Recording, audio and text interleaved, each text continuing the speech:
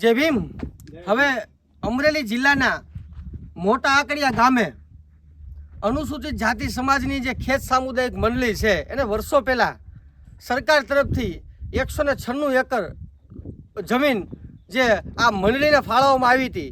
એ મંડળીને જે જમીન છે એમાં આ જે ભૂમાફિયાઓ છે એ ભૂમાફિયાઓ દ્વારા આ બધું રાખો, આ ભૂમાફિયાઓ દ્વારા જે આ જમીનની બધી ખેડી અને આ જે માટી વેચવાનું કામ કરે છે આ લોકો. બરોબર. હવે આપણે એ બાબતે જાણ થતા આપણે ગામ લોકોએ આપણે બોલાવ્યા એટલે આપણે અહીંયા આવ્યા અને આ લોકો જે મંડળીના સભાસદો છે એ સભાસદો જે અહીંયા કોઈ પણ વાર આ જમીન ઉપર ખોદકામ થતું હોય ને આવતા હોય આ રોકવા તો એ લોકોને ધમકાવવામાં આવે છે, જ્ઞાતિ પ્રત્યે હળદૂત કરવામાં આવે છે અને એવું કહેવામાં આવે છે કે તમે અહીંયા આવશો તો તમારી ઉપર જીસીબી ટ્રેક્ટર ચડાવી દેવામાં આવશે. એટલે આ બાબતે આપણે જે ખેત મંડળીના જે પ્રમુખ છે એમની પાસે 112માં ફોન કરાવી અને આપણે પોલીસને બોલાવી. આ પોલીસની ગાડી તમે જોવો છો, આ પોલીસની ગાડી છે અને આ જે ટ્રેક્ટર તમે જોવો આ ટ્રેક્ટર બધા આ અનલીગલ જે માઇનિંગ થાય છે, માઇનિંગમાં આ જે માટી હારે છે એ બધા ટ્રેક્ટર પોલીસે જપ્ત કર્યા છે. આ બધા ટ્રેક્ટર જપ્ત કર્યા તમે જોઈ લેજો, એક કઈ ટ્રેક્ટરની અંદર નંબર પ્લેટ નથી. બરોબર. એ લોકો એવું કહે છે કે અમારી પાસે પરમિશન છે પણ કોઈ પણ જાતની પરમિશન નથી. સુજલામ સુફલામ જળ અભિયાન યોજનાની પરમિશન બતાવે છે એ આને કાંઈ લગત નથી. હવે આ બધા તમે આ ટ્રેક્ટર જોશો ને એકની અંદર આમાં ક્યાંય નંબર પ્લેટ નથી. આ માટી ભરેલા ટ્રેક્ટર છે, જોઈ લો. આ કોક આપણે એવું કહેતું હતું કે આ સૌ સરપંચનું ટ્રેક્ટર છે. આમાં તમે જોઈ લેજો ક્યાંય પણ એક પણ જગ્યાએ આના નંબર પ્લેટ નથી. છતાં પોલીસ એવું કહે છે કે અમે ગુનો દાખલ કરી અને પછી અમે આની ધરપકડ કરશું. હવે કદાચ કાયદાની અંદર કાંઈ ફેરફાર આવ્યો હોય તો અમને ખબર નથી. બાકી અમે તો જે કાયદો જાણીએ છીએ એ કાયદામાં એવું જ હોય છે કે સ્થળ ઉપર કોઈ અનલીગલ વસ્તુ પકડાય તો એને તાત્કાલિક ધરપકડ જપ્ત કરી અને પોલીસ સ્ટેશન લઈ જવાની હોય. હવે આ જીસીબી જોવો, આ જીસીબીની અંદર ક્યાંય પણ તમને નંબર દેખાય તો તમે મને કહેજો. આમાં નંબર ક્યાંય નથી. બરોબર.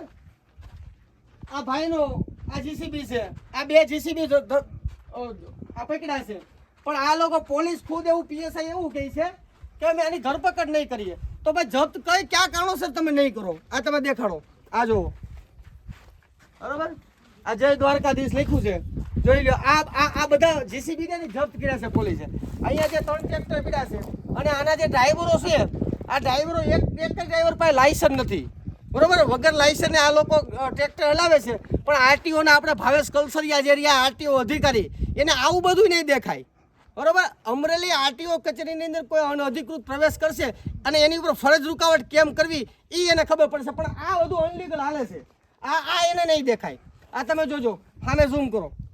આ સામે એક જેસીબી પડ્યું છે. આ લોકો એટલા બધા દાદાના દીકરા છે. પોલીસ છે, પીએસઆઈની ગાડી પડી છે, એની પેલા 112 આવે છે, છતાં આ લોકોનું માઇનિંગ બંધ નથી થતું. આ લોકોને કેટલો રાજકીય ઓથ હશે આ તમે જોવો. અને અહીંના જે ઉપસરપંચ રમેશભાઈ, શું નામ છે? રમેશભાઈ અટક કેવી છે?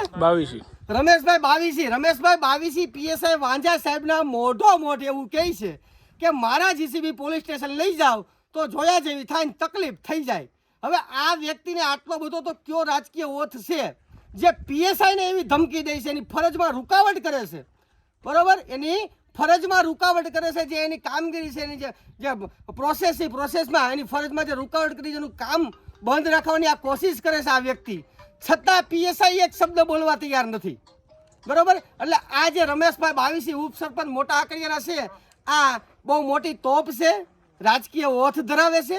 અને હવે આપણે આગળ જોઈએ કે આ જે વાહનો જે ડિટેન કર્યા છે એ પોલીસ સ્ટેશન લઈ જાય અને ગુનાના કામે લઈ શકે નહીં. મિત્રો, આ વિડીયોને બને એટલો શેર કરો જેથી કરી આવા ભ્રષ્ટાચારીઓ છે એ ભ્રષ્ટાચાર કરવાનું બંધ કરે અને જે અનુસૂચિત જાતિ સમાજની જે આ જે જમીન છે એને સરકારે એના રોટલા એટલે કે એનું આજીવિકા કરવા માટે આ જમીન ફાળવી છે. આ કોઈ માનાલાલ, કોઈ કદાચ તુરમખા હોય, કોઈ ભૂમાફિયા હોય તો એને ખેડી અને આ માટી વેચવા માટે આ જમીન નથી ફાળવી. અને કોઈ દાદાના દીકરા થતા હોય તો આ જે 1-2 લોકો આવે છે ને એની ઉપર તમે દાદાગીરી ન કરો. તમે દાદાગીરી કરવી હોય તો આવી જાજો હામાં. બરોબર. એટલે આ હવે જોવાનું એ રહ્યું કે પોલીસ દ્વારા આ જે વાહન છે જપ્ત કરવામાં આવે છે કે નહીં. જય ભીમ.